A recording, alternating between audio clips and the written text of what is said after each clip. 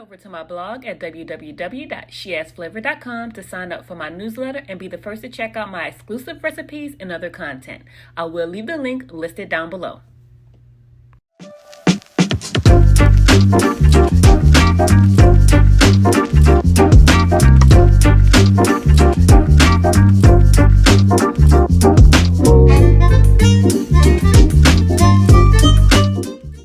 Hello everyone, welcome back to another delicious recipe. Today I'm going to show you how to make this easy, cheesy, delicious taco casserole that's going to be perfect for your weeknight dinners. So let's get started. So the first thing I'm going to do is sweat down my onions in a little bit of olive oil and salt and pepper. And then once my onions are translucent, I'll go ahead and add in all of my garlic. And I'm just going to cook this for a few seconds. Now I'm just going to add in a pound of lean ground beef, but honestly you can use whatever type of ground beef you like. And then I'm going to go ahead and season my ground beef with my seasoning here. You can also sub this out and just use a taco seasoning packet if you wanted to.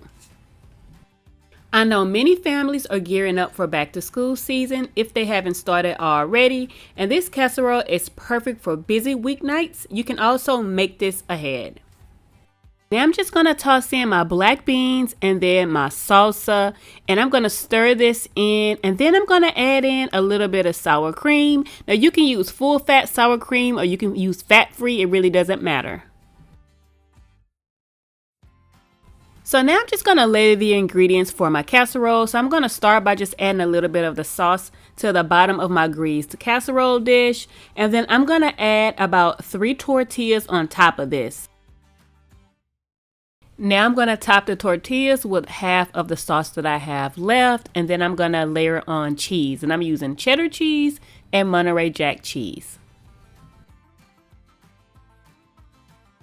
I'm going to repeat the same steps, so I'm going to layer on my last 3 tortillas. I'm going to pour the remaining sauce on top, and then again I'm going to top it with additional cheddar cheese and Monterey Jack cheese. And then once that is done, I'll go ahead and add my black olives on top. Now I'm not using that many black olives, so whatever you want to do here, if you want to add more or less, that's totally up to you.